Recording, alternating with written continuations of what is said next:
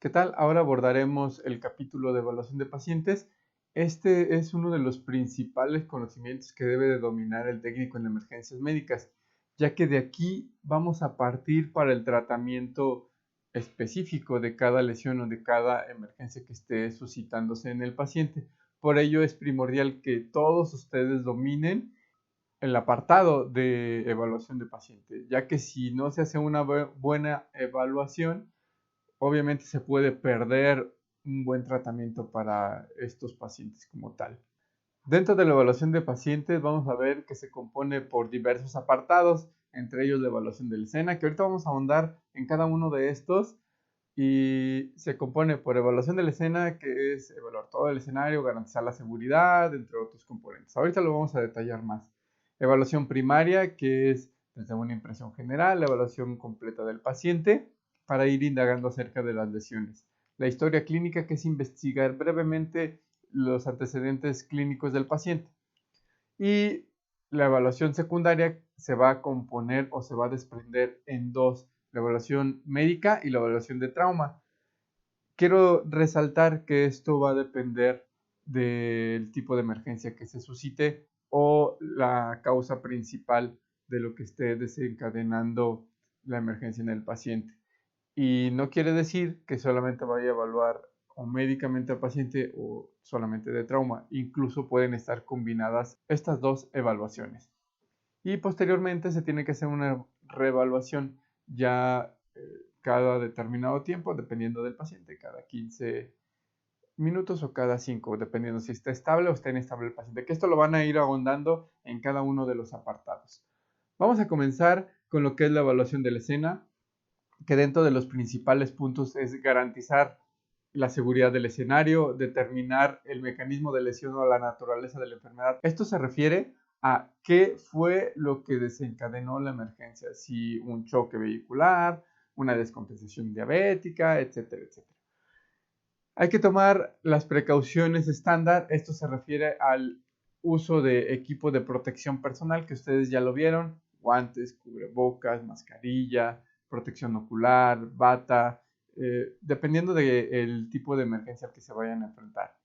Determinar el número de pacientes. Esto va a ser importante para ver cuántas unidades acuden y también las consideraciones especiales o la ayuda adicional: bomberos, protección civil, Cruz Roja, servicios utilitarios como la Comisión Federal de Electricidad, el servicio de agua potable, etcétera, dependiendo de en qué escenario o qué características tenga cada escena de emergencia.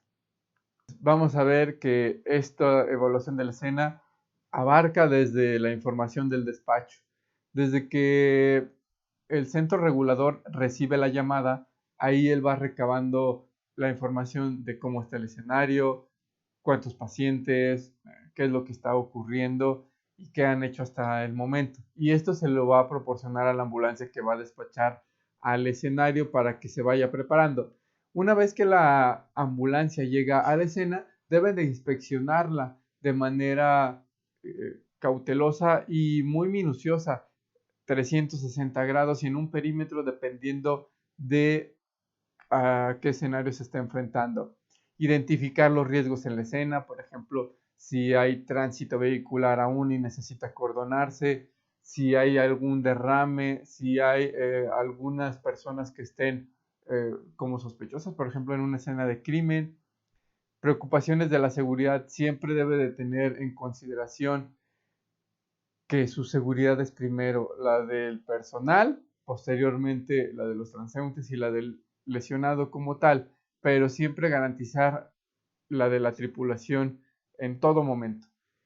Evaluar el mecanismo de lesión, porque esto me va a ayudar a sospechar de algunas lesiones que yo pueda encontrar dependiendo del mecanismo, ¿no? Por ejemplo, si es un choque tipo volcadura, voy a sospechar de algunas lesiones. Si es una caída de 3 metros de altura y vi que impactó o sospecho que impactó la cabeza primero o primero los pies, todo esto me va a ayudar a ver en dónde va a estar las principales lesiones. La naturaleza de la enfermedad o queja principal: esto es en pacientes clínicos que no sufrieron ningún trauma, una reacción anafiláctica, una descompensación diabética, una crisis hipertensiva.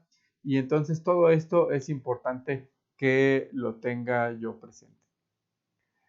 El número de pacientes es importante, como les mencionaba, saber cuántos pacientes están en el escenario para que manden las unidades pertinentes. No es lo mismo que esté un solo paciente y manden a la ambulancia a que estén presentes en la escena 10 pacientes y solamente manden una ambulancia, porque aquí pues, voy a requerir ayuda adicional, ¿no? Y dentro de esos recursos adicionales, además de más ambulancias, puede ser, como les comenté, bomberos, protección civil, policía, vialidad, Guardia Nacional, etcétera, dependiendo de cada uno de los escenarios. Entonces, dentro de garantizar la seguridad, como les había mencionado, existen varios problemas y dificultades menores hasta peligros mayores, pero por muy menor que sea, nunca hay que confiarse, porque el escenario en cualquier momento se puede volver inestable o peligroso. Entonces, esto nunca hay que entrar en un estatus de confianza. Siempre hay que mantenerse a la expectativa. Cuando entren al escenario, usted y su equipo debe de mantener siempre la seguridad y voltear a ver a 360 grados y siempre estar evaluando continuamente esta escena. Cuando se acerquen al paciente, por ejemplo, en una carretera hay que tomar en consideraciones problemas de tráfico. Ahorita vamos a ver un video por qué deben de considerar esta obstrucción del tráfico para atender al paciente y subirlo a la ambulancia. Considerar algunas condiciones ambientales, por ejemplo, el calor excesivo, el frío, que esté lloviendo, que haya hielo, porque al final de cuentas, pueden ser ambientes a los que no estamos acostumbrados y si salimos puede resultar un incidente desde el trayecto hasta que llegas a la escena. Aquí hay un ejemplo de la evaluación del escenario.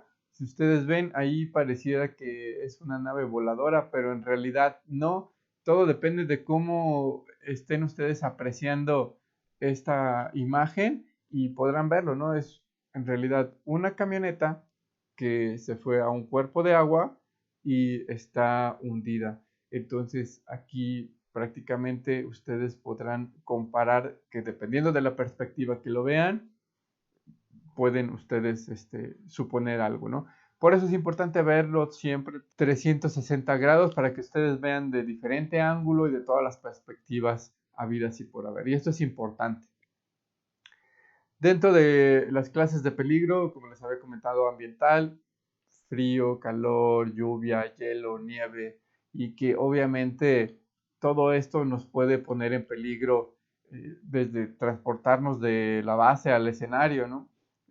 Físicos, esto, un rayo, químicos, por ejemplo, puede haber algún derrame, eléctricos, que esté un choque contra una central eléctrica o contra un poste de luz, agua, como les había comentado, puede estar lloviendo o puede haber algún derrame de agua y esto combinado con lo eléctrico aumenta el riesgo, ¿no?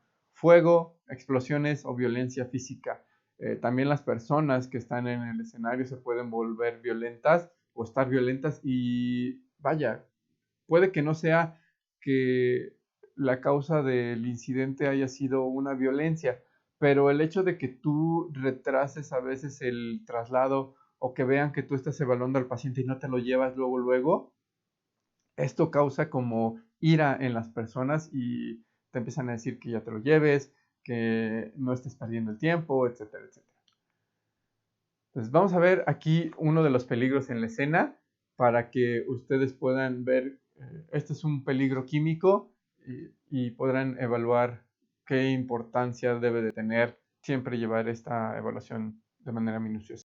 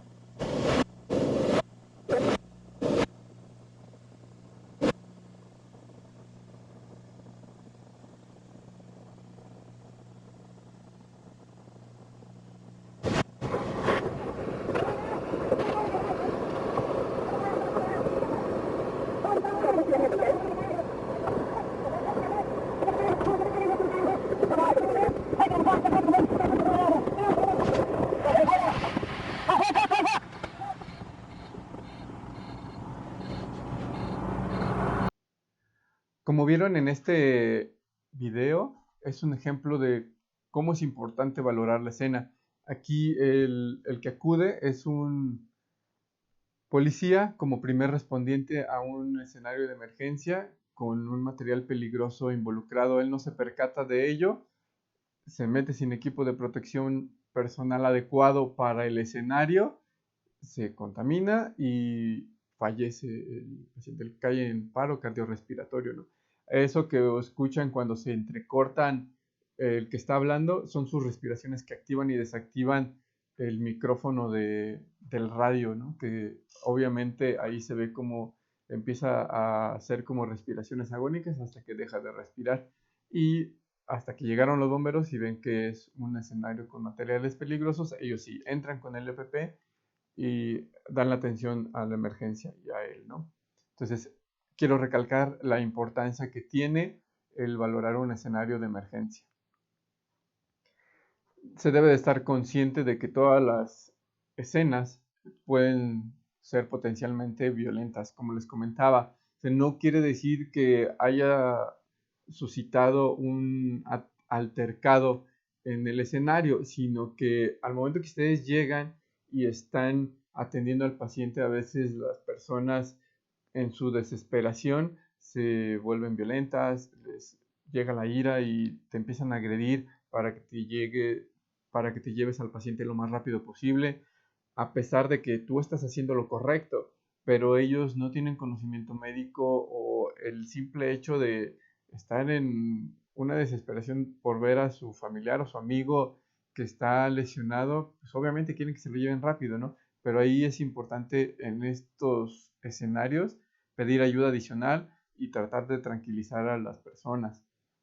En una escena también es importante que puede cambiar dinámicamente de manera abrupta, o sea, sin que haya algo que te lo esté advirtiendo. En una escena con un ambiente cambiante, Puede ser de que tú vayas al escenario y esté tranquilo y de repente empiece a llover, ¿no? Entonces, esto es importante tenerlo en consideración. Por eso, a veces hasta es importante traer, vaya, tu chamarra y todo esto preparado por si cambia el ambiente de un escenario a otro. Aquí vamos a ver otro ejemplo de la seguridad. Ponemos el video.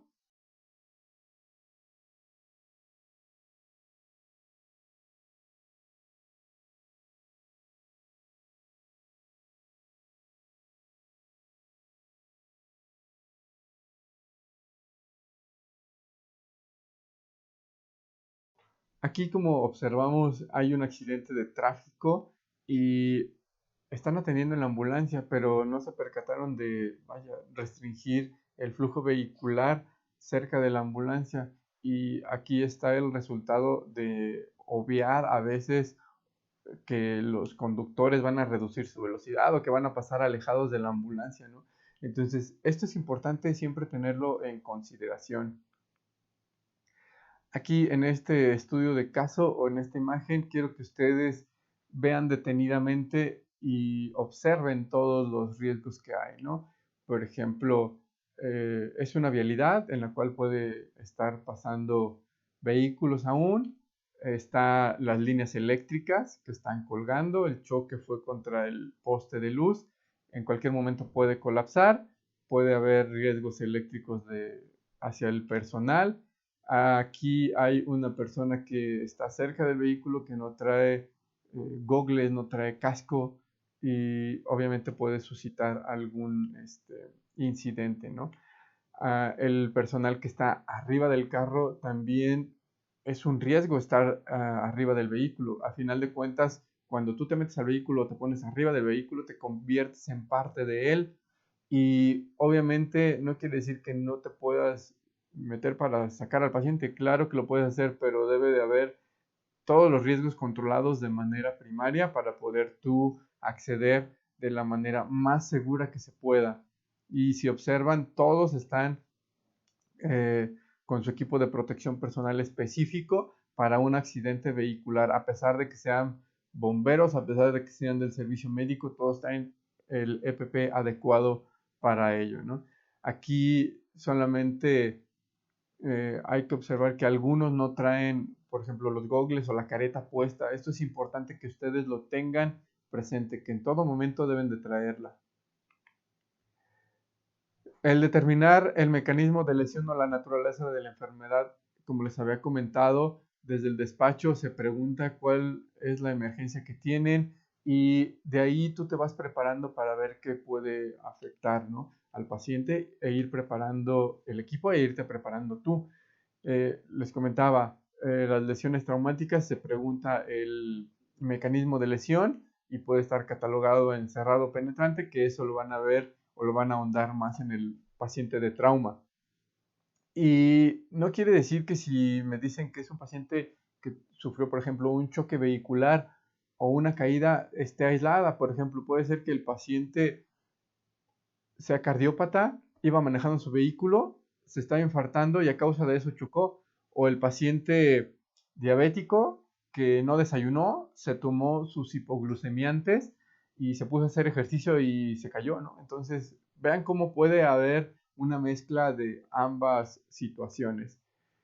En el paciente médico, como les comentaba, hay que determinar la naturaleza de la enfermedad, ahondar más, ¿no? Si tiene algún padecimiento de importancia previo, diabetes, hipertensión, cardiópata, cáncer, epilepsia, dependiendo de cuál sea, ¿no? Y aquí obviamente ir ligando aquellas situaciones que me pueden conllevar a que desencadene esta agudización de lo que es la enfermedad.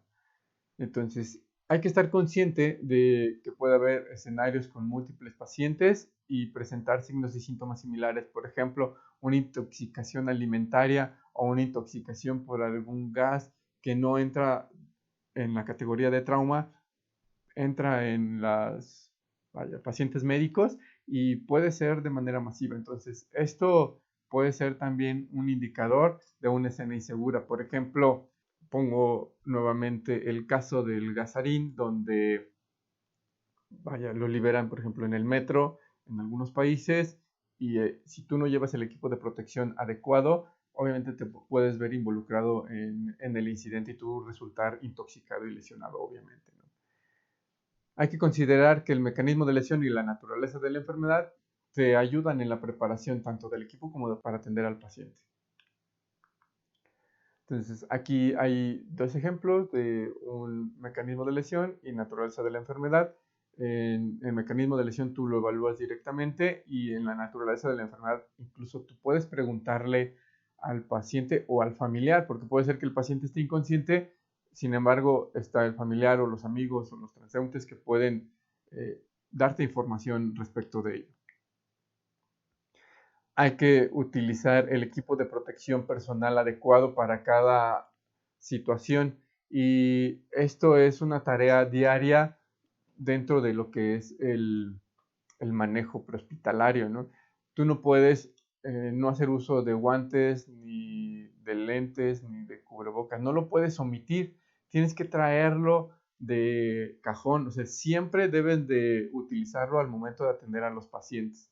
Esto es importante y obviamente también si requieres algún otro tipo de equipo especializado, pues lo debes de utilizar, ¿no? Como lo vimos en el accidente vehicular, por ejemplo, un EPP tipo bombero, o sea, que traes un chaquetón, pantalón, botas, porque quiero resaltar que si tú vas con tu uniforme directamente a un incidente vehicular, y empieza a haber extracción vehicular, tú te puedes lesionar. Por eso se debe de utilizar ropa de protección como este tipo, ¿no?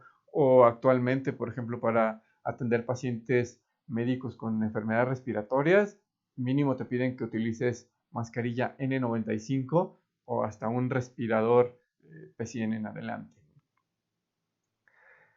Dentro de las precauciones estándar, como les mencionaba, debe de ser para el uso de objetos. Lo pongo nuevamente el caso del accidente vehicular, cuando hay extracción y hay ruptura de algunas estructuras del vehículo, cuando hay involucrada sangre, fluidos corporales, como les comentaba el caso de intoxicación por algún gas, deben de traer los respiradores adecuados para entrar a este tipo de atmósfera, ¿no? Porque si no, obviamente ustedes se pueden ver intoxicados, o les pongo el caso nuevamente del coronavirus. Si ustedes entran sin la protección respiratoria específica, obviamente se pueden contagiar de la enfermedad. Al salir del vehículo del servicio médico de emergencia, o sea, de la ambulancia, ya deben ustedes traer el equipo de protección, como mínimo guantes, lentes de protección y mascarilla. No ponérselas desde que empiezan a salir de la base, pero sí antes de bajarse del vehículo a la zona del incidente, colocárselo. Porque luego van manejando con los guantes y ya esos guantes se contaminaron, etcétera, etcétera, ¿no? Entonces, esto hay que tenerlo siempre presente, que antes de bajarse del vehículo se deben de poner ustedes el equipo de protección personal. Este es un ejemplo, como lo ven, trae guantes, bata, cubrebocas, y su protección ocular es una mascarilla que tiene como una careta elevada hacia arriba, ¿no? Que también existen como tal.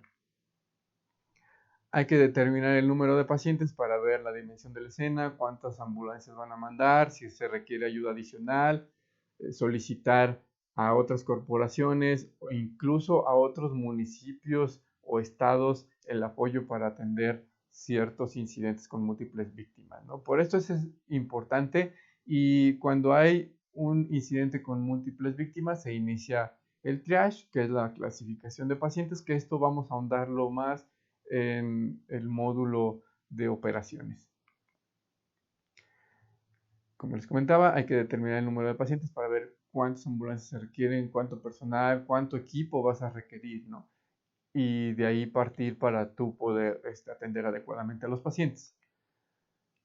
Considerar el uso de recursos adicionales y especializados, como ya les había comentado, algún equipo especializado, por ejemplo, este es Encapsulado nivel A que usan los técnicos en materiales peligrosos, y ellos, obviamente, para entrar a un ambiente contaminado o a una escena contaminada, se deben de colocar esto, ¿no? No puedes entrar así tal cual, porque si no, tú te involucras y eres parte de las víctimas.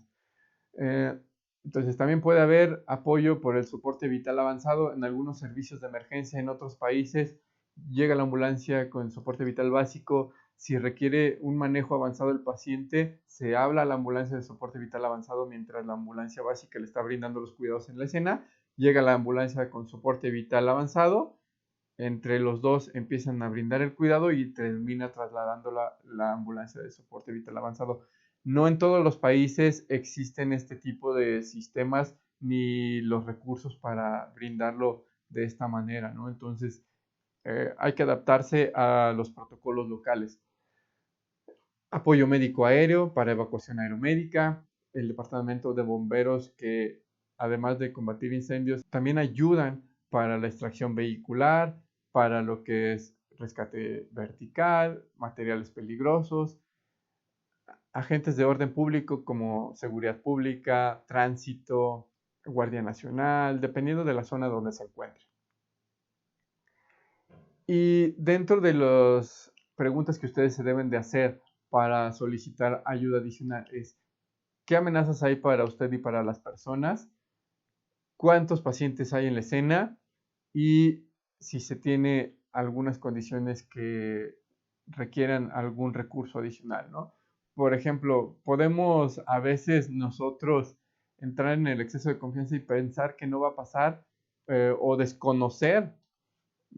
Dentro del incidente nosotros podemos desconocer ciertas características de algunos escenarios que requieran ayuda adicional, ¿no? Por ejemplo, si ustedes van a tener un incidente en el que está involucrado un vehículo híbrido que chocó, y si ustedes no saben que estos vehículos contienen una batería que es de alto voltaje, pueden obviamente resultar lesionados, ¿no? Por eso a veces es importante el conocer específicamente las características de todo, y cuando duden, pregunten. No se queden con la duda o no digan, no voy a preguntar porque pueden pensar mal de mí, ¿no? Háganlo, pregunten y cerciórense de todo. Aquí vamos a ver algunos ejemplos de mecanismos de lesión, como por ejemplo impacto de un vehículo contra un objeto fijo, en este caso es un poste, y también vemos ahí que puede existir peligros, ¿no? Tienen que estabilizar, además del vehículo, tienen que estabilizar el poste, ¿no? Y si observan en la imagen, también hay riesgos ambientales, ¿no? Está nevando ahí. Materiales peligrosos, si se fijan nuevamente, es el técnico en materiales peligrosos quien se mete con la ropa o el equipo de protección adecuado. Escenas de crimen, aquí es importante que ustedes se deben de enfocar al cuidado médico de todas las personas que están lesionadas y dejar la tarea policial para quien le corresponde. En este escenario hay que tener mucho en cuenta la preservación de todas las evidencias.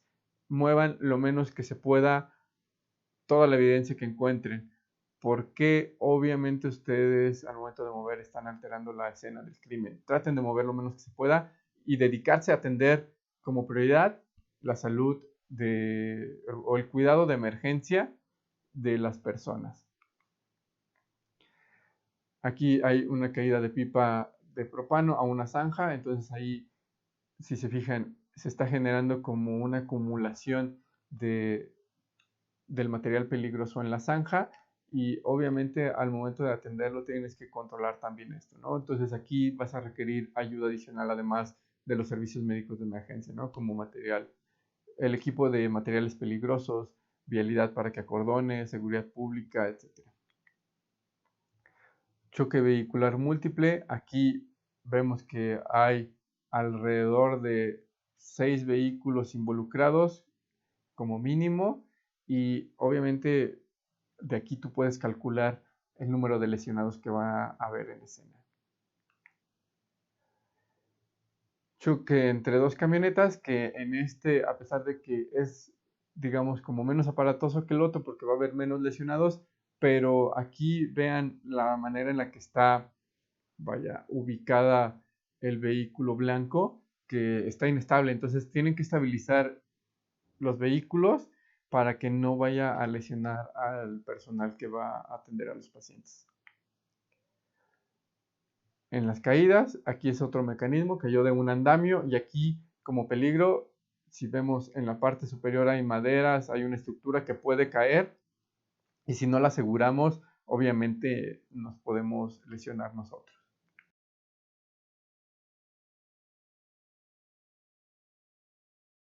Hola, ¿qué tal? Vamos a continuar con la evaluación primaria. En este apartado es un eslabón importante en la evaluación de la escena y los tratamientos que yo voy a iniciar a mi paciente. Debido a que voy a ver la impresión general del mismo, ¿qué impresión me va a dar? ¿Cómo lo voy a encontrar?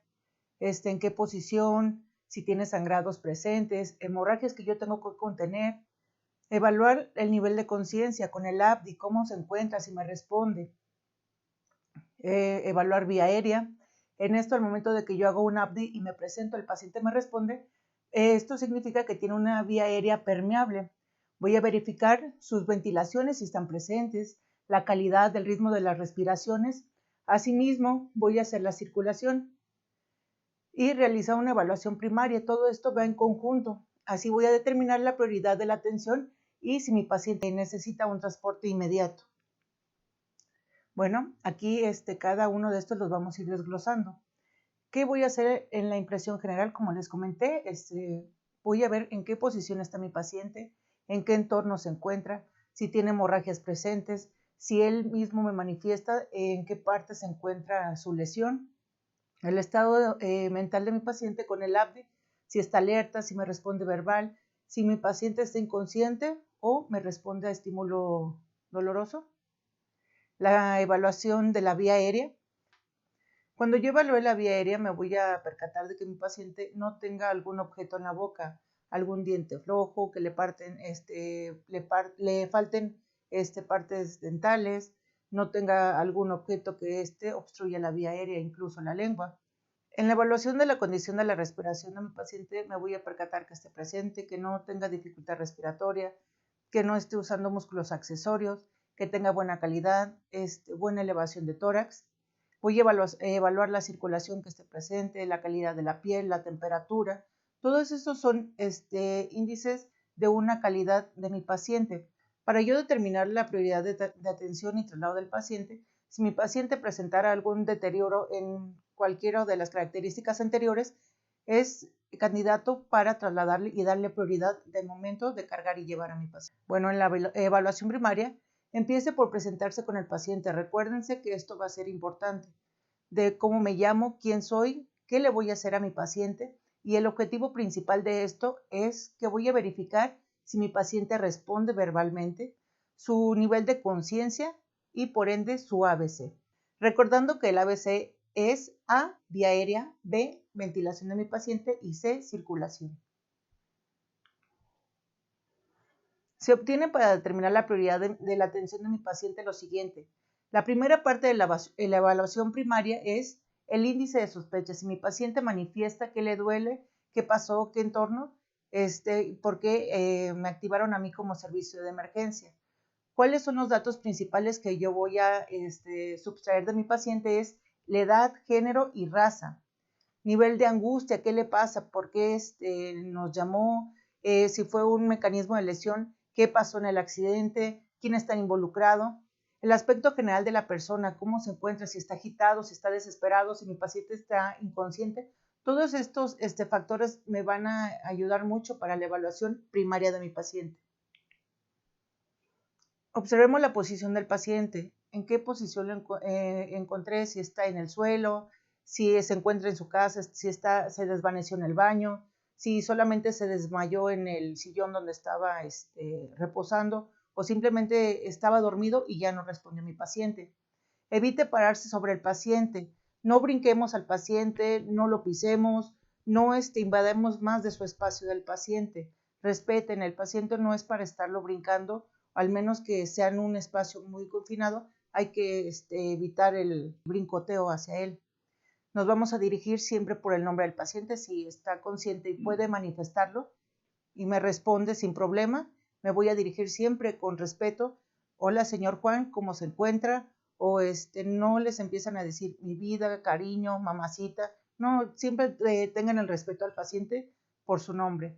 Yo me voy a presentar, le voy a decir buenos días o buenas tardes. Soy Elizabeth, soy paramédico, ¿lo puedo ayudar?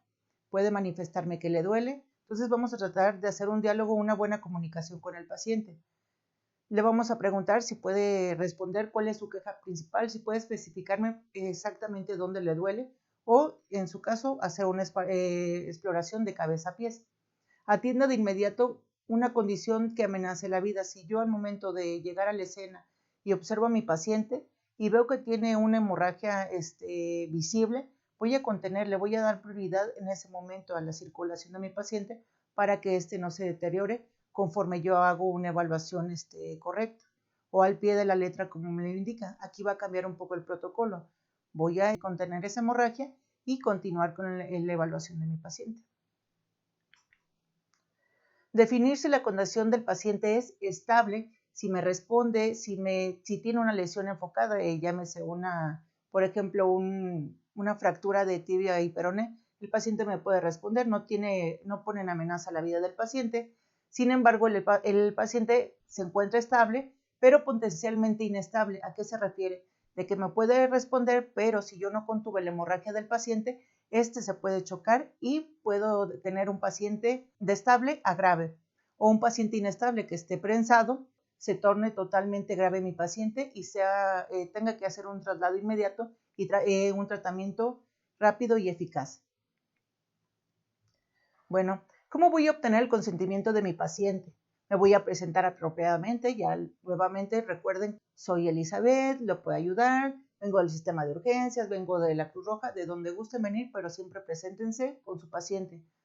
Le voy a preguntar cómo se llama, cómo se encuentra, revisando también entre comillas, su estado de paciente, si está orientado, sabe dónde está, a qué edad. Todos esos datos nos van a servir para el historial del mismo. ¿Qué voy a obtener? El consentimiento de él. Si él me permite tocarlo, porque posiblemente me puede, ¿sabes qué? Me llamo María, pero no quiero que me toques, entonces también es respetable. Hay que explicarle qué le voy a hacer, si le voy a evaluar, si lo voy a tocar, que es necesario tocarlo, porque hay que revisar qué lesiones tiene, o en su caso, si no quiere que yo lo toque, pues respetar el consentimiento del paciente, ¿no? tener testigos y sobre todo el centro regulador tenga conocimiento de que el paciente se niega a que yo le dé un tratamiento. Entonces hay que, primordialmente, la comunicación hacia él. Donde es importante la posición de aproximarse al paciente. Si mi paciente se encuentra sentado, recuerden siempre buscar la vista del paciente, que él pueda ver mi cara. Hay que respetar el espacio del paciente, recordando tener un brazo de distancia en caso de que mi paciente esté agresivo, no pueda golpearme o sujetarme, ¿no? Entonces, mantener siempre la misma altura del paciente. Si es un menor de edad, recuerden siempre hablarle de cara a cara. Evaluar el nivel de conciencia. ¿Cómo voy a hacer esta destreza? Bueno, el nivel de conciencia puede decirle mucho sobre el estado neurológico de mi paciente. Desde que yo llego, el ABDI me va a ayudar en esto. Cuando yo me presento y el paciente me responde, me indica que el paciente está consciente y que sabe cómo se llama. Entonces, pero sin embargo, yo llego y le hablo a mi paciente, me escucha y solamente mueve la cabeza, bueno, me está respondiendo a un estímulo verbal, algo que yo le estoy preguntando. Si llego y le hablo y el paciente no me responde, no se mueve, mi paciente está inconsciente. Y al momento de que yo hago un estímulo doloroso, él puede hacer algún gesto o simplemente quitar mi mano. La evaluación de un paciente inconsciente se centra mucho en el ABC. Si mi paciente está inconsciente, tengo que verificar que no tenga nada en la boca, que no esté obstruyendo su vía aérea para que él pueda responder, o que si tiene alguna secreción, algún objeto, ve si las ventilaciones están presentes, si tiene buena calidad, si son lentas, si son muy rápidas, y la circulación que esté presente, checar los pulsos periféricos y centrales, comparación, si está rápido el pulso, si no tiene pulso. Tengo que tomar otra medida para iniciar una maniobra de RCP si mi paciente no tuviera pulso ni respiraciones. El nivel de conciencia alterado en un paciente consciente puede haber una perfusión inadecuada. No nos dejemos llevar que mi paciente a lo mejor me contesta grosero, me contesta no sabe dónde está. Debemos tomar mucho en cuenta si mi paciente está tomando medicamentos, consume alguna droga, consume alcohol. Todo nuestro olfato nos va a ayudar mucho. Por ejemplo, a lo mejor llego y yo le hablo a mi paciente y mi paciente tomó algunas bebidas alcohólicas, entonces va a estar alterado. Él habla, no va a saber a lo mejor ni quién es, ni con quién iba, ni dónde estaba. Entonces hay que ser tolerantes con este tipo de pacientes y no empezarlos a clasificar de que tienen un problema neurológico o el paciente tiene un problema psiquiátrico si desconocemos realmente la causa del estado alterado de mi paciente neurológicamente. Para evaluar la capacidad de respuesta, bueno, como les mencioné, aquí nos habla nuevamente del ABDI, que alerta y despierto a mi paciente. Yo llego, me presento, me dices, hola, buenos días, me llamo Marta, ¿sabes qué? Me aventó un vehículo y me duele la espalda, ¿no? Entonces mi paciente está alerta, está despierto, está consciente, me está respondiendo favorablemente a lo que yo le estoy preguntando. Pero sin embargo, responde a un estímulo verbal, le hablo, solamente le pido que mueva las manos, mueva su cabeza y hace estas indicaciones. Bueno, es un estímulo verbal, está siguiendo lo que yo le estoy diciendo. Cuando le pido, hago una estimulación, le hablo y no me responde, y empiezo a buscar la estimulación de dolor y hace una fascia de molestia, entonces me responde a este estímulo de dolor. Y el paciente inconsciente es aquel que no responde, por más que lo estimule de alguna forma u otra, y el paciente se torna totalmente inconsciente, flácido. Entonces hay que estar alerta, sobre todo en estos pacientes. Aquí el ABDI, alguna estimulación dolorosa, si se fijan, toca el lóbulo del oído, le hace una estimulación arriba de la ceja o realiza una estimulación en el músculo esternocleidomastoideo para ver la reacción de mi paciente. La prueba de orientación para el estado mental. Bueno, aquí vamos a incluir varias preguntas para que él me pueda responder satisfactoriamente y ver el estado de conciencia. Por ejemplo, mi paciente sabe cómo se llama, dónde está, qué pasó, si sabe qué día es hoy. Podemos hacer esas pequeñas preguntas clave y me diga qué exactamente, qué pasó, qué suscitó o por qué lo llevó a este evento de activar el servicio de emergencia, que él pueda manifestar y expresar todo lo que siente. Esto nos va a ayudar para determinar si mi paciente no está orientado, si tuvo una contusión o una confusión durante el accidente. Retomando que la queja principal nos sirve más en paciente clínico. ¿Por qué? Porque nos puede manifestar que presenta dificultad respiratoria y a su vez tiene un dolor de cabeza muy grave. Entonces, deja como en segundo término el problema respiratorio porque su dolor es más intenso. Entonces, no tolera el dolor y la respiración se hace más agitada por esa consecuencia del grado de intensidad de la cefalea. Identificar y tratar las amenazas para la vida. Una condición de amenaza a la vida puede conducir con rapidez a la muerte. Si yo no me percato de las lesiones visibles o al momento de hacer la exploración no la hago bien, pueden ser causas de que mi paciente se torne realmente o rápidamente grave. En la mayoría de los casos empiece por la vía aérea, seguida de la respiración y la circulación, como lo indican sus siglas en inglés, ABC. En esta evaluación se les hace mucho hincapié de que evalúen el estado mental del paciente y sobre todo el ABC, porque esto nos va a ayudar a determinar si mi paciente está grave, si lo tengo que mover inmediatamente. Si tiene alterado A, no me puedo pasar a evaluar B, porque no estoy solucionando algo que le está obstruyendo la vía y por ende no está respirando adecuadamente mi paciente. Y si recuerdan, si no respira bien, pues por ende la circulación va a tener una complicación por ahí. Algunos casos lo más indicado es atender primero la circulación, que pone en riesgo de la vida del paciente. Es lo que les mencionaba al momento de la impresión general. Si ustedes ven que tiene una hemorragia totalmente visible, un charco grande de sangre, hay que explorar rápidamente dónde está esta fuga de sangre para yo controlar la circulación y no poner en riesgo el A y el B de mi paciente, porque estoy conteniendo la hemorragia. Bueno, aquí ya vamos a empezar a desglosar el ABC. El A de la vía aérea me dice que conforme evalúe a su paciente, manténgase alerta para determinar signos de obstrucción en la vía aérea. Como he mencionado, cualquier objeto que tenga, para ello tengo que yo abrir la vía aérea, o sea, indagar en la boca de mi paciente. Con mi equipo de protección personal, mis guantes, puedo abrir la boca del paciente para examinar que no tenga sangre, que no tenga vómito o algo que lo esté obstruyéndose. Asegúrese de que la vía aérea permanezca abierta, permeable y adecuada. ¿A qué se refiere? Si no sospecho de alguna lesión cervical, puedo hacer elevación frente mentón para que esté permeable totalmente la vía aérea, esté lineal mi tráquea. Pacientes que responden es cuando habla, llora, ahí me dice que no tiene un compromiso de la vía aérea, tiene buena apertura. Pacientes que no responden, vamos a evaluar inmediatamente la permeabilidad de esta, que no tenga objetos, que no tenga dientes, que no tenga un chicle. En algún menor tienden a meterse crayolas o cualquier objeto a su boca. Entonces hay que indagar que no tenga nada. Recordando que también una de las obstrucciones principales es la estructura en un paciente inconsciente, es la lengua. La lengua se relaja y esta se va hacia atrás.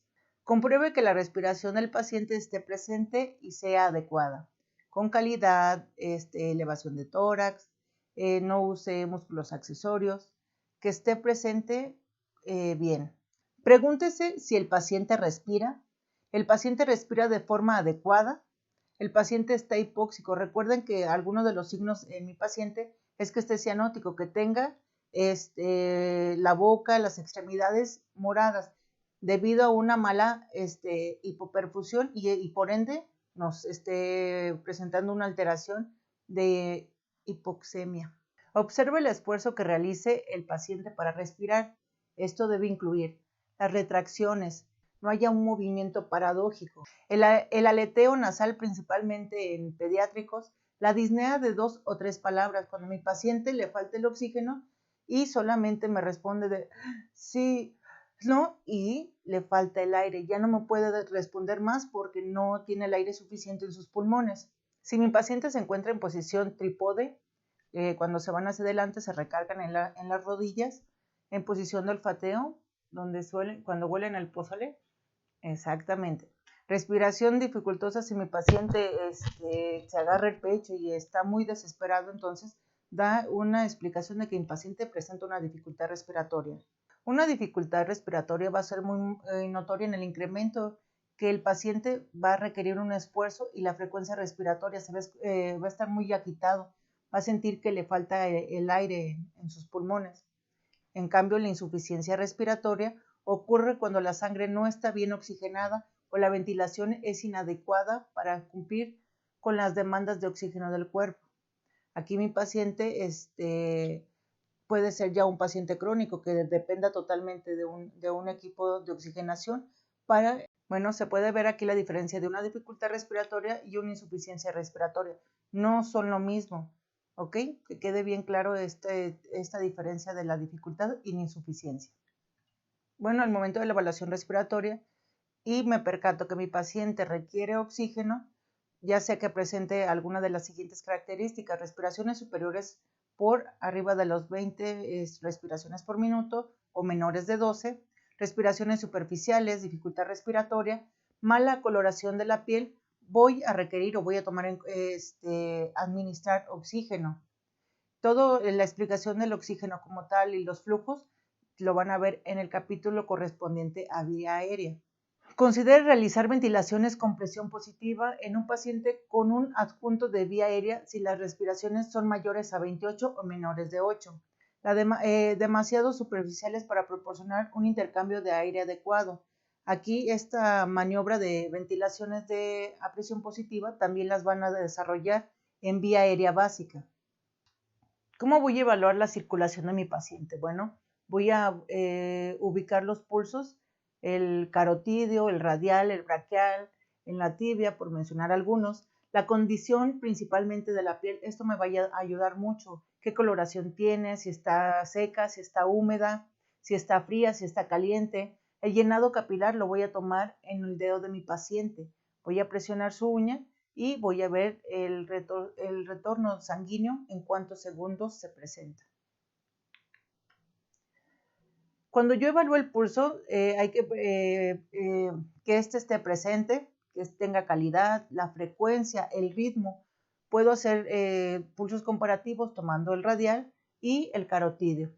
La calidad y la fuerza de este pulso, que palpe, que yo siente el pulso, que está presente, que está fuerte, que tiene un ritmo adecuado a la edad de mi paciente, que no esté rápido, que no esté muy lento, que al momento de que yo tomo su pulso radial no esté presente, pero sin embargo en el carotídeo está fuerte, y claro, entonces hay que ver qué está pasando y por qué hay una disminución en las extremidades. Si no puedo palpar el pulso en un paciente que no responde y no respira, hay que iniciar el RCP.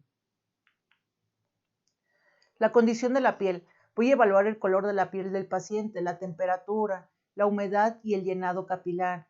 Recuerden que esto nos va a ayudar mucho a cómo está la circulación y todo. Acuérdense que el cuerpo está lleno de sangre, entonces tiene que irrigar por todo nuestro cuerpo y ver qué alteración, qué está pasando y por qué el tono de mi piel está cambiando. Bueno, esto se dice el tono de la piel, si está ictérico, amarillo, si está muy sonrojado, rojo cereza, por mencionar algunos. El color de la piel me dice también que la circulación inadecuada dará como resultado la piel pálida, como ya lo mencionamos, el tono blanco, cenizo o gris. Si mi paciente ya no presenta signos vitales, pues va a tener un color grisáceo, así como muy cenizo. La presión arterial alta también puede presentar que mi paciente se encuentre sonrojado o rubicundo. El color de la piel. Bueno, en esta imagen nos dice que también que la sangre no se satura de manera adecuada con oxígeno, el paciente se puede tornar en color azul o cianótico. Aquí hay un claro ejemplo del bebé que está en la parte inferior, tiene los labios cianóticos, morados. Los dedos y las extremidades también puede ser muy notorio la cianosis. el color amarillento cuando los pacientes están ictéricos. Asimismo, vamos a verificar la turgencia de la piel, o como si al momento de que yo pellizque el dorso de la mano de mi paciente y esta se queda pegada, se le conoce como lienzo positivo. Vamos a verificar la temperatura de la piel, que la piel esté normal, esté eutérmica, que tenga buena calidad de temperatura, a temperatura normal. Las temperaturas anormales de la piel son calientes, o puede estar fresca o muy fría, o diaforética, que esté sudorosa la piel de mi paciente. La humedad de la piel, bueno, nos habla de una piel hidratada, es normal, pero sin embargo la piel de mi paciente se encuentra diaforética, húmeda, demasiado deshidratada, caliente, nos está hablando de que mi paciente presenta alguna complicación.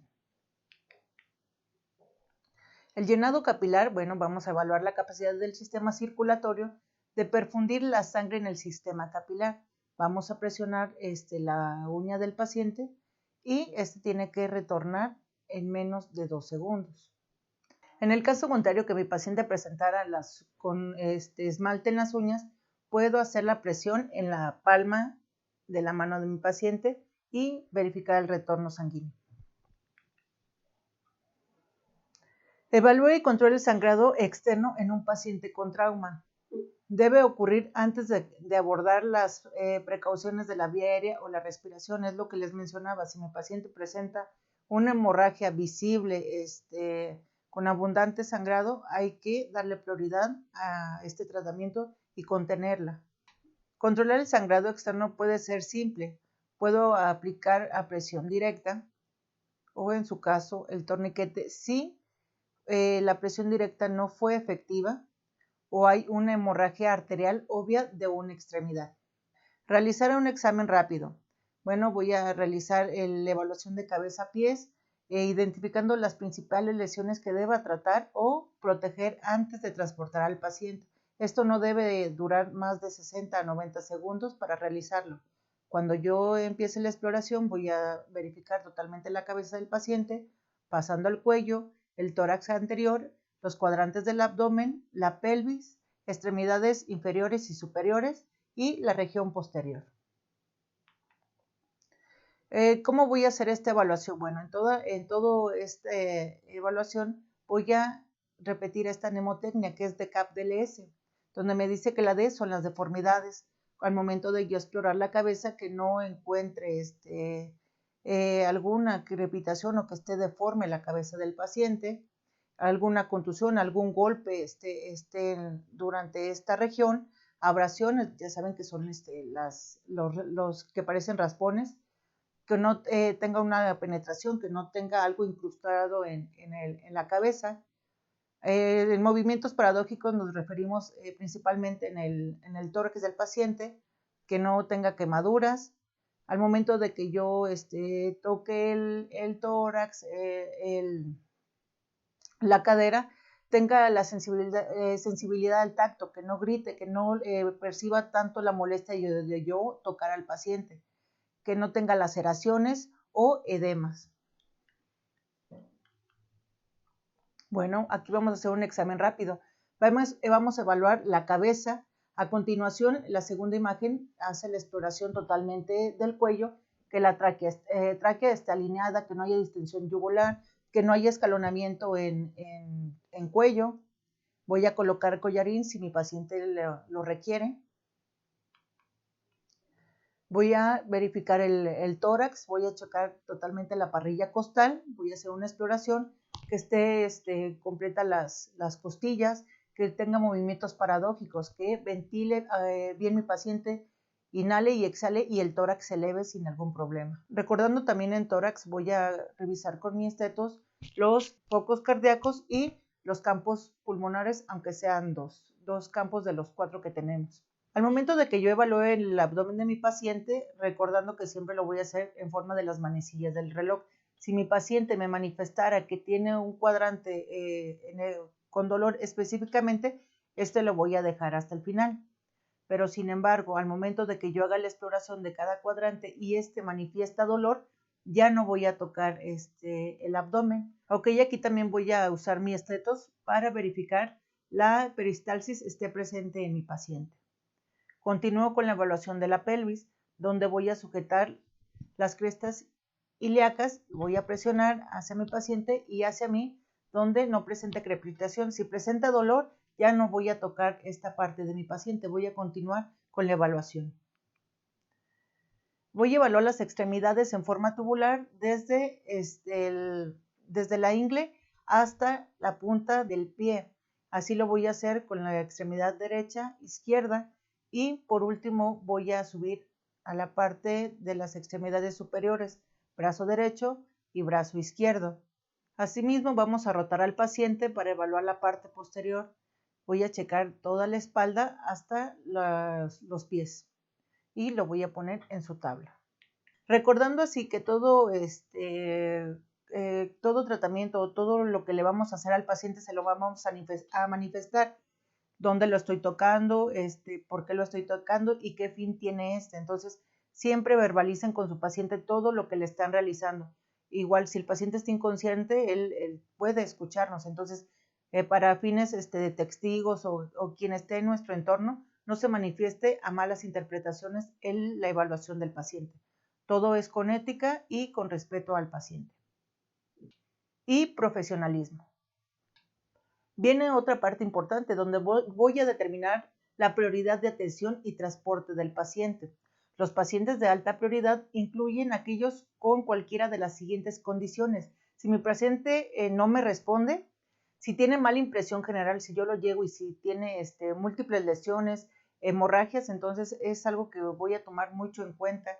Si tiene una dificultad respiratoria, sangrados no controlados, responde pero no puede seguir las indicaciones, entonces voy a tomar en cuenta todas estas características para yo transportar rápidamente a mi paciente, retomando siempre que hay que evaluar la evaluación primaria de mi paciente. Pacientes de alta prioridad. Si presenta dolor torácico intenso, piel pálida u otros signos de mala perfusión, parto complicado, dolor intenso en cualquier área del cuerpo. La hora de oro es el tiempo transcurrido desde que mi paciente sufrió el percance, el momento en que nosotros llegamos, el traslado y cuando se empieza un tratamiento adecuado en un área clínica. Esto se debe al tratamiento de lesiones por shock o traumatismo. El objetivo es evaluar, estabilizar, inmovilizar e iniciar el transporte en un lapso de 10 minutos, abarcando estos 10 minutos desde que yo llego hasta que empieza el transporte del paciente. Aquí claramente esta imagen lo hace específicamente donde inicia el incidente de nuestro paciente o de la víctima, los 10 minutos que tengo yo para evaluar e iniciar el transporte del paciente y por último el transporte del servicio médico y estabilización hospitalaria y donde van a iniciar el tratamiento definitivo. Las decisiones del transporte se deben tomar en este punto con base en la condición de mi paciente, si tiene alguna complicación en ABC, si tiene alguna hemorragia que pone en riesgo la vida del paciente, la disponibilidad de la atención avanzada, la distancia que voy a hacer yo al momento de transportar al paciente y los protocolos locales que presente cada entidad.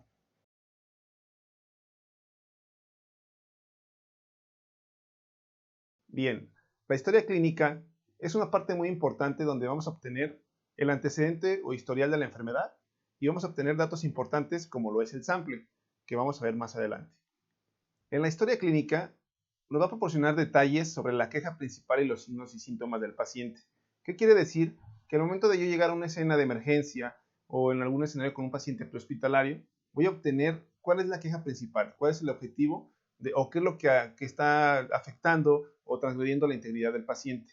Va a incluir información demográfica, también es muy importante, saber la fecha del incidente, edad, género y raza del paciente, así como historial médico previo y estado de salud actual. Esto es muy importante, porque si no conozco o si no me empapo de información o antecedentes que tenga el paciente o que tenga la persona, no voy a poder dar un tratamiento adecuado. La edad es muy importante, saber la edad que está cursando el paciente en ese momento que tú vas a valorarlo, el género, la raza y el historial médico, como ya lo mencioné anteriormente. La fecha del incidente también es muy importante, ya que en ocasiones llegamos a atender pacientes que su fecha del incidente tiene tiempo de evolución y cuando nos mandan llamar es cuando es un poquito más agudizado. Investigar la queja principal. Bien, hay que presentarnos o presentarse de una manera cordial, hacer sentir cómodo al paciente y obtener obviamente el permiso para tratarlo, para poder dar una atención adecuada. Esta parte es muy importante, ya que al paramédico en ocasiones se le olvida la parte del confort del paciente y en ocasiones llegamos inclusive a intimidar a los pacientes. Por eso hay que llegar, presentarnos, decir nuestro nombre, de qué dependencia somos y también obviamente pedir el permiso o el consentimiento para dar la atención. Ojo con esto, porque si muchas veces lo llegamos a omitir y si lo seguimos haciendo o lo llegamos a hacer y el paciente no quiere ser atendido o violentamos o se siente violentado, podemos llegar a tener algún problema legal. Si el paciente no responde, obtener la información de otras personas o pistas sobre el incidente. También esta parte es muy importante. El paramédico tiene que tener una visión muy amplia para poder determinar qué fue lo que sucedió. Si llegamos a una situación donde el paciente se encuentre solo, tenemos que observar alrededor y ver qué indicios o qué objetos podemos nosotros obtener para poder dar una atención adecuada. O bien, también podemos encontrar una escena insegura donde tendremos que alejarnos y no dar la atención. Siempre, por lo regular, o más bien siempre tenemos algo que nos puede dar un indicio y tenemos también que tener en cuenta el consentimiento. Si está en un domicilio, poder pedir autorización para ingresar o ver quién nos está activando el servicio de emergencias. En este caso es el 911, notificar a nuestra cabina de control la situación a donde estamos ingresando. Esto primordialmente para nuestra seguridad de la escena y posterior por si llega a haber algún ilícito ilegal, el cual nos pueda haber comprometidos. Utilizar la mnemotecnia OPQ-RCT para evaluar los síntomas. Es muy importante. Hay que dar, obviamente, de manera sistemática, ordenada, seguir los pasos de lo que me va a estar arrojando la mnemotecnia. Vamos a empezar por el inicio, o la O, por sus siglas en inglés, onset. Nos va a arrojar la información de cuándo empezó el problema, llámese patológico o de trauma. Tenemos un paciente con un dolor en el pecho, vamos a indagar cuándo inició ese dolor. Para posterior, seguir a lo que es la provocación o paliación. Con la P, que sería la OP, vamos a ver qué fue lo que le ocasionó ese dolor en el pecho o dolor torácico y también indagar si tiene alguna enfermedad previa o algo que le pueda estar desarrollando esta sintomatología. La calidad. En calidad o quality, por sus siglas en inglés, vamos a ver cómo es el dolor, qué tipo de dolor es, si es dolor punzante, si es tipo ardor, si es tipo cólico. Vamos a poder descifrar esa parte en la parte de calidad. En la R de región o radiación, vamos a ver en qué parte se localiza el dolor y sobre qué parte empieza a irradiar. Si lo tengo en el pecho, se me va a la espalda, se me va hacia el estómago. Vamos a ver esa parte de la región o radiación del dolor y bien, vamos a ubicar la parte anatómica. En la S de severidad, ahí sí vamos a ver la parte de qué tan intenso es tu dolor, si es mediano, si es leve, si es severo. Para terminar con la T de tiempo, ver cuánto tiempo ha durado ese dolor, qué tan persistente ha sido, si se ha quitado, si ha sido esporádico, si ha sido momentáneo o si ha sido agudizado. Tenemos que identificar también los negativos pertinentes. ¿A qué nos referimos con negativos pertinentes? Es una persona a la cual podemos llegar, podemos identificar que tiene algún objeto empalado en alguna extremidad y ella nos pueda decir que no le duele, que no siente nada. Podemos pronunciarlo, podemos identificarlo como falta de sensibilidad. Hay que también utilizar la mnemotecnia sample para obtener la siguiente información. Esta parte sí es muy importante. Vamos a trabajar con ella todo el diplomado y toda nuestra carrera en este ámbito prehospitalario. El sample vamos a utilizarlo también por mnemotecnias y vamos a empezar con lo que es la S. La número 1 que es signos y síntomas. Bien importante saber diferenciar qué es un signo y un síntoma. Acuérdense, un signo es lo que yo puedo medir. ¿Qué puedo medir? Presión arterial o tensión arterial, frecuencia cardíaca, frecuencia respiratoria, temperatura, oximetría de pulso y bueno, esta parte que vamos a poder nosotros identificar mediante un procedimiento. Y el síntoma, pues bien, va a ser lo que el paciente me puede decir que siente, una cefalea, un mareo, náuseas, algo que yo no puedo identificar, pero que está siendo informado por el paciente. Es muy importante, por eso se menciona al inicio con la S. En la A, alergias. ¿Qué vamos a medir en alergias? Ver si el paciente tiene alguna alergia.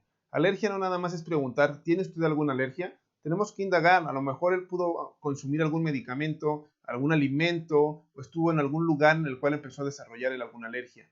Alergia llámese al polen de las abejas, alergia al polvo, cuando estamos limpiando nuestra habitación, que tenemos tiempo sin hacerlo, empezamos a estornudar. Todo este tipo de alergias es muy importante saberlas, por eso es que tenemos que tener pues una visión abierta. Alergias a medicamentos también. A lo mejor el paciente consumió algún medicamento el cual él desconocía que era alérgico. O bien también alguna droga o algún otro tipo de sustancia química. En medicamentos, bien, aquí también es importante, no nada más decir, ¿consume usted algún medicamento?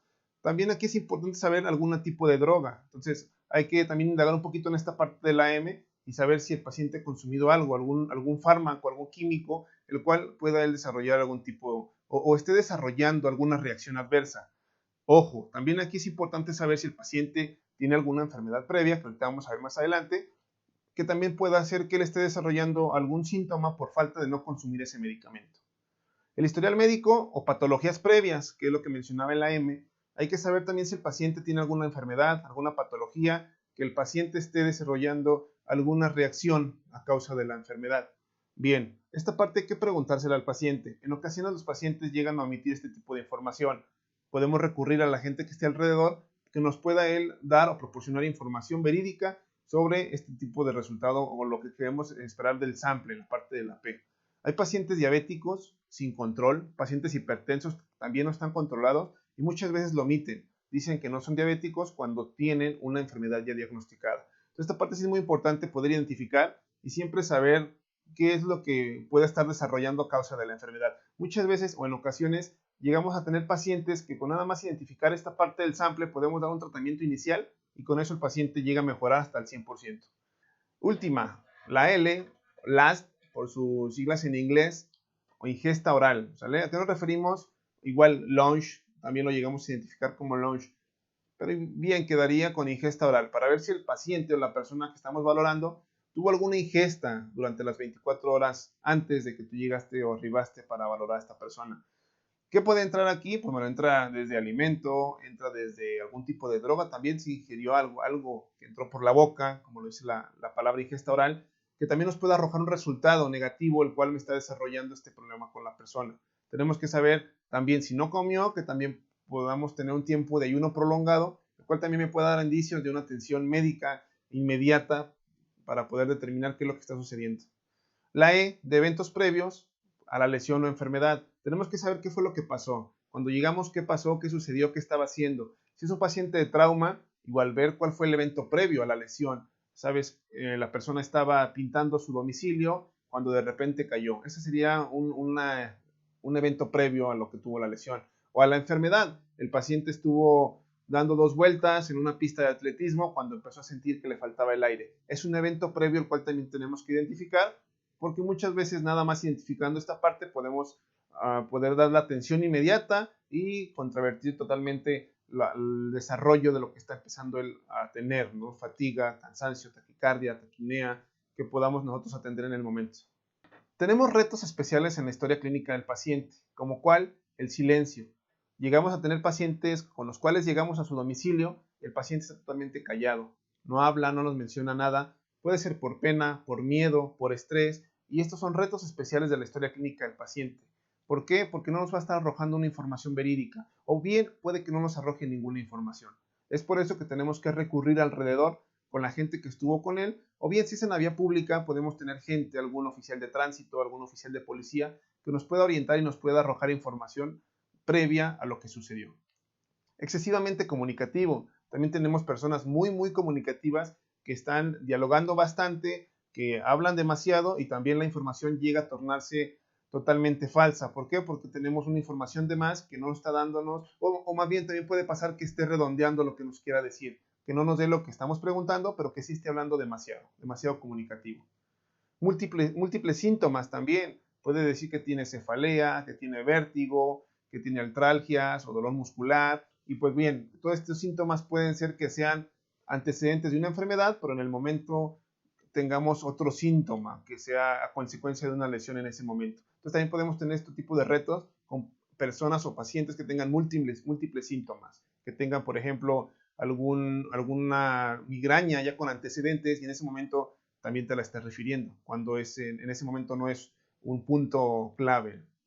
Ansiedad. También podemos tener pacientes ansiosos derivado de algún mecanismo de lesión traumático o alguna falta de oxígeno, alguna hipoxia, que empezamos a tener pacientes con bastante ansiedad y obviamente al estar ansioso la información que me va a estar dando va a ser una información totalmente errónea. Ira y hostilidad. También cuidado con esto porque tenemos también pacientes que cuando llegas están enojados por lo que les sucedió, no, están desconcertados y llegan a desarrollar enojo e ira contra el personal prehospitalario, el personal médico. Es por eso lo que mencionamos al inicio, hay que tener siempre una comunicación afectiva con el paciente, tener que llegar de una manera adecuada, presentarnos, que sepa quiénes somos, porque si el paciente tiene ira y hostilidad, pues bueno, vamos a desarrollar un conflicto entre las dos partes. Si no queremos que el personal médico o personal prehospitalario tenga consecuencias, a lo mejor, o agresiones verbales o hasta físicas. Intoxicación también es muy común. Podemos llegar a valorar un paciente el cual le encuentran desvanecido en la vía pública y el paciente está intoxicado por alcohol. Llegamos y a veces no sabemos manejar esa situación y es un reto especial de la historia clínica del paciente. ¿Qué podemos hacer? Obviamente la información que me arroje una persona intoxicada no va a ser totalmente verídica, hay que recurrir a medios externos que me puedan arrojar información efectiva. El llanto. También llegamos a tener personas que no saben cómo expresar, cómo manifestarse y lo hacen de manera en llanto. Pueden estar llorando, pueden estar gritando inclusive y también es una información que tampoco yo voy a poder obtener de manera verídica. Tenemos que acudir ahora sí que al manejo psicológico, tratar de contener, tratar de calmar a esa persona. Si podemos tener un resultado efectivo sería lo esencial, lo mejor que pudiéramos hacer, pero bien, en caso de que no se pueda contener, igual también recurrir a alguien que esté con esa persona que nos pueda arrojar información verídica. También tenemos pacientes con depresión en la parte de retos especiales. Llegamos también a recurrir a lugares donde tenemos una persona depresiva, la cual también es una persona a la cual no me va a arrojar información buena, que yo no voy a poder obtener datos clínicos verdaderos, que también voy a tener que manejar de una manera adecuada, porque si no lo llego a hacer, puedo ocasionar un daño mayor y ocasionar que esa depresión sea un poco más fuerte. También podemos tener como un reto especial la conducta o historial confusos. Podemos tener personas, y esto pasa mucho en los geriátricos, personas grandes de edad que llegan a tener confusiones, conductas inapropiadas, que ya tienen alguna patología previa, lo cual nos hace un poquito más difícil poder obtener datos para la historia clínica. Habilidades cognitivas limitadas. También tenemos personas con discapacidades que llegamos a atender y a veces también es un poco complicado poder obtener datos o información verídica con nuestros pacientes. ¿Qué podemos hacer? Recurrir con alguien que esté acompañando a esta persona que me pueda arrojar información verídica. Desafíos culturales, y muy importante, porque el paramédico en ocasiones no está preparado para dar este tipo de atención, lo cual es muy importante porque tenemos que estar atendiendo a todo tipo de personas con todo tipo de cultura. Desafíos culturales, tenemos personas que tienen unas culturas diferentes a las que estamos acostumbrados y en ocasiones llegamos a intimidar o llegamos también a hacer que se sientan agredidos. Por eso la importancia del confort y de presentarnos con nuestros pacientes de una manera adecuada. Barreras de idioma también es muy importante. ¿Cuánta gente visita el país de México, de otros países, de otros continentes, con otros idiomas? Y en ocasiones también son seres humanos que llegan a necesitar una ayuda prehospitalaria, llámese de urgencia o de emergencia, y en este caso también tenemos que recurrir de una manera confortable, tener que comunicarnos. En ocasiones las personas no entienden el español o el inglés y tienen algún otro idioma que tenemos que darnos a comunicar o darnos a entender. Entonces, si la persona vemos que estamos teniendo problemas de comunicación por el idioma, recurrir a un medio externo, que alguien nos pueda apoyar, traducir lo que queramos decir y poder hacer entender a la persona. Problemas auditivos. También tenemos personas con discapacidad auditiva y en ocasiones no nos escuchan, no podemos expresar qué es lo que vamos a hacer, qué procedimiento vamos a hacer. Pues bien, podemos ser un poquito más enfáticos y poder tratar de comunicarme de otra manera en la que el paciente me pueda entender, porque si yo quiero gritarle y entre más grito el paciente menos me escucha y empezamos también a sentir o empezamos a hacer que el paciente se empiece a sentir un poquito agredido porque le estoy gritando, cuando es lo contrario. Entonces hay que buscar otro medio externo para poder darle la atención y comunicarme con esta persona. Deficiencias visuales también, una discapacidad visual. También tenemos pacientes con discapacidades visuales. A lo bien, lo que podemos hacer ahí es comunicarnos de una manera auditiva y dar a entender lo que voy a hacer, qué procedimiento voy a hacer, sobre todo si son procedimientos invasivos. mucho ojo en esta parte, porque si no lo hago de la manera adecuada, puedo hacer que mi paciente se sienta intimidado.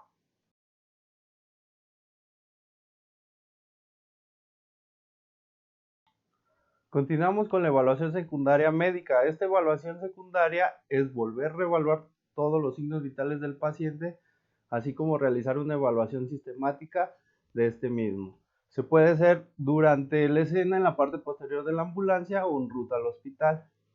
El objetivo es realizar un examen físico sistemático. Aquí vamos a poder determinar si voy a realizar una evaluación enfocada o debo de realizar una evaluación secundaria de cabeza a pies, siempre y cuando el tiempo y las condiciones del paciente me lo permitan.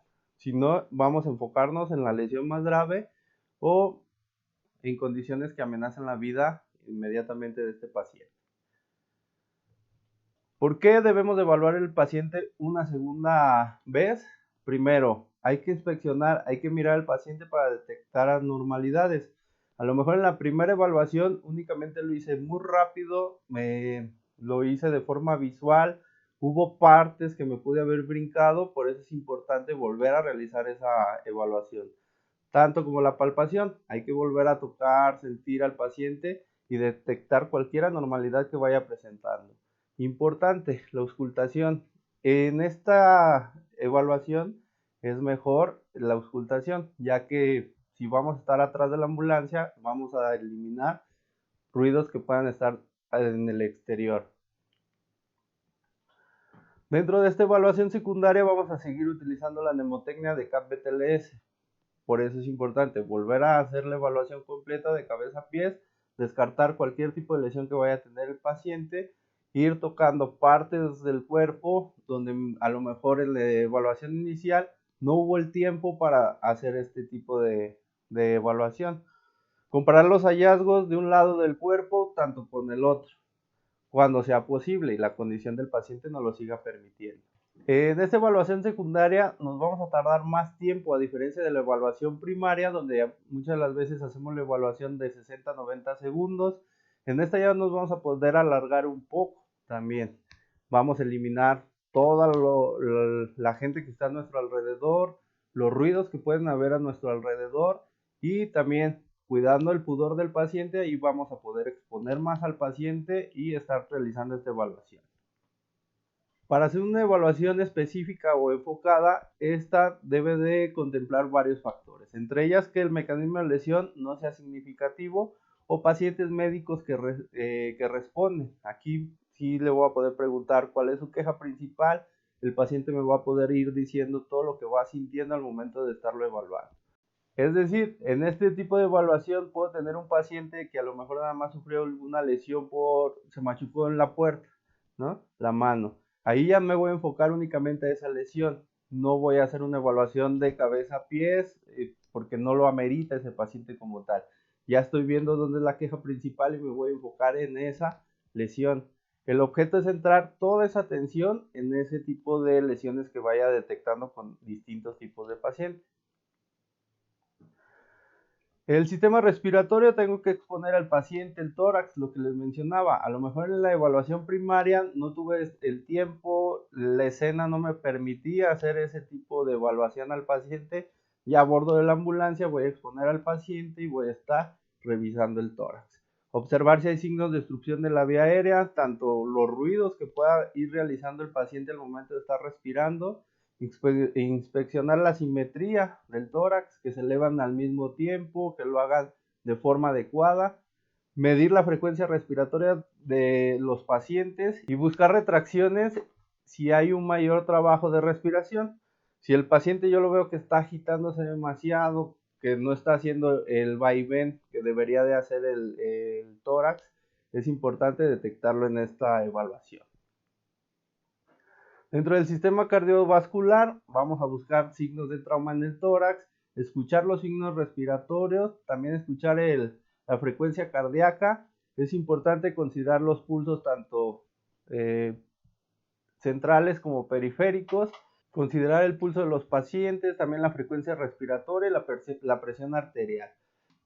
Debemos de prestar mucha atención en la frecuencia, la calidad y el ritmo. Ya no lo voy a hacer como en la evaluación primaria, que lo hago en un periodo muy reducido de tiempo, en 5 segundos. Aquí ya me puedo tomar hasta el minuto completo para evaluar esta condición. Considerar también el color de la piel del paciente, cómo es el tono muscular que tiene el paciente, si es cálido, si el paciente está sudando. También verificar los pulsos y compararlos. A lo mejor en la evaluación inicial nada más cheque el pulso de un lado y luego del otro. Aquí lo puedo hacer a la par para ver cómo están esos pulsos. Considerar la auscultación para detectar sonidos cardíacos anormales también en los pacientes. Dentro del sistema cardiovascular, ¿qué es lo que me va a interesar de la frecuencia? Del pulso. El pulso normal en estado de reposo en los pacientes adultos debe de ser de 60 a 100 latidos por minuto. En la tabla que están viendo describe la frecuencia que deben de tener esta variación de pulsos en pacientes en condición normal. Dentro de la calidad del pulso, ¿qué es lo que me va a interesar? ¿Cómo es ese pulso? Si va al mismo tiempo en ambas extremidades, si es fuerte, si es rápido. El ritmo del pulso también, valorar la frecuencia en lo que está latiendo el corazón en ese momento. Y muy importante, checar la presión arterial de todos los pacientes. Al momento de estar evaluando la presión arterial normal en los pacientes, es ver que en los adultos no haya variaciones que vayan por debajo de los 90 milímetros de mercurio y que no superen también los 130 milímetros de mercurio en presiones sistólicas. Hay que recordar que los pacientes pediátricos, adolescentes, va a variar un poco estas cifras debido a tanto estatura del paciente como peso o complexión del paciente. Dentro de la evaluación neurológica que vamos a hacer en la evaluación secundaria, se debe realizar en cualquier paciente con cambios significativos del estado mental, una posible lesión en cabeza, los pacientes que presenten estupor, que se sientan mareados, con somnolencia y síncope. Es importante valorar a los pacientes que me puedan contestar ciertas cosas que yo le vaya a estar preguntando. Aquí puedo utilizar, por ejemplo, la escala de Coma de Glasgow para valorar el estado neurológico de los pacientes. Dentro de esta misma evaluación hay que evaluar el nivel de conciencia, si mi paciente está consciente y si está orientado. Puede que tenga un paciente que esté consciente, pero no me va a estar dando, no va a saber ni en qué lugar está, no sabe ni siquiera cómo se llama, ¿no? Es importante valorarlo con más calma dentro de esta evaluación. Usar la escala ABDI si corresponde. Si yo desde que llegué a lo mejor encontré un paciente que nada más me respondía al estímulo verbal, es importante ver si se ha ido mejorando o si ha ido empeorando la condición del paciente. La escala de Coma de Glasgow también me va a servir para valorar el déficit neurológico que puedan llegar a tener los pacientes, dependiendo del tipo de lesión o del tipo de enfermedad que tengan los pacientes. Algo también que debemos de checar más detallado y con más calma son las pupilas. Las pupilas normalmente son redondas y tienen tamaño aproximado igual. Hay que valorar la simetría de estas, que sean iguales de ambos ojos. El diámetro y la reactividad a la luz pueden reflejar el estado de perfusión que vayan a tener los pacientes, si tienen buena oxigenación, si tienen buena condición del cerebro, si no tomaron algún estupefaciente, también lo puedo considerar dentro de esto. En ausencia de luz, las pupilas se relajan y se dilatan por completo. Por eso la evaluación que hacemos nosotros con la lámpara. Dentro de la evaluación de las pupilas, puedo encontrar las pupilas isocóricas, que son exactamente iguales.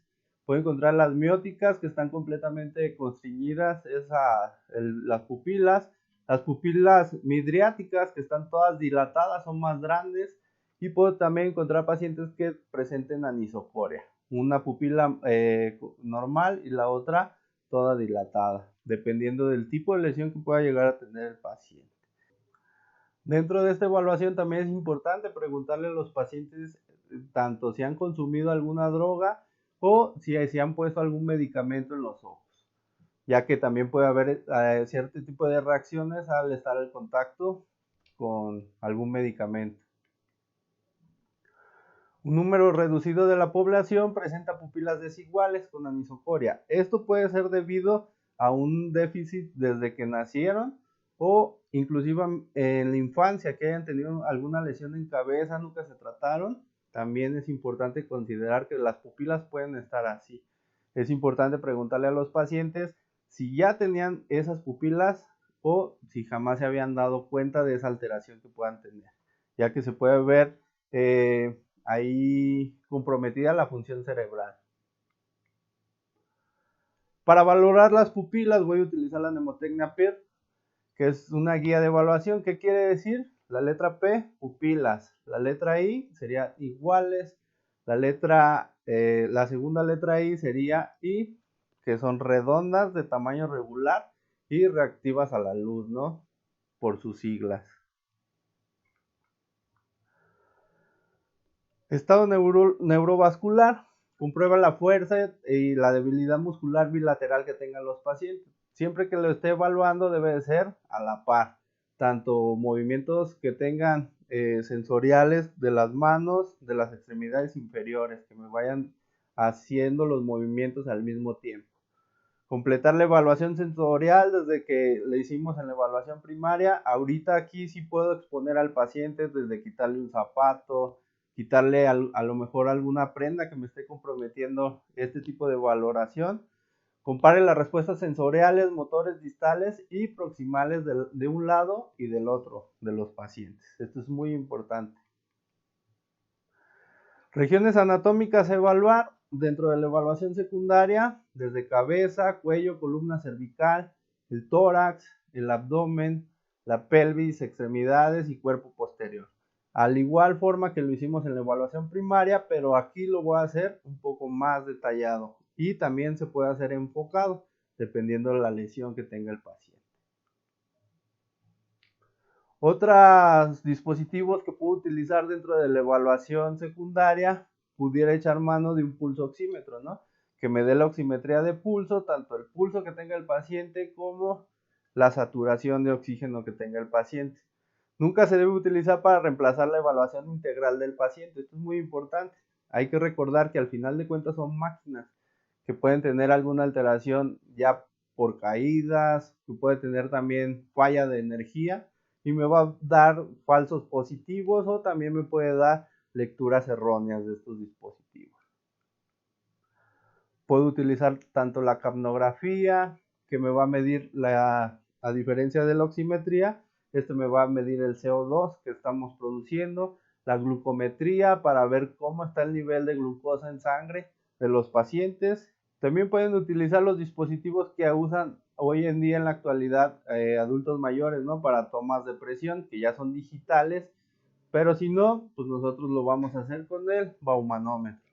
Posterior a la evaluación secundaria, seguiría realizar otra reevaluación de los pacientes. ¿Esto qué va a implicar? Hacer una evaluación como lo hicimos tanto primaria, donde me va a decir también signos vitales del paciente, condiciones del paciente, lesiones que tenga el paciente, cosas que yo haya realizado, si han mejorado, si han empeorado las condiciones de los pacientes y también ver si mi paciente es de estado crítico, cada que lo voy a evaluar y si es paciente no crítico, de qué tiempo voy a realizar esta evaluación.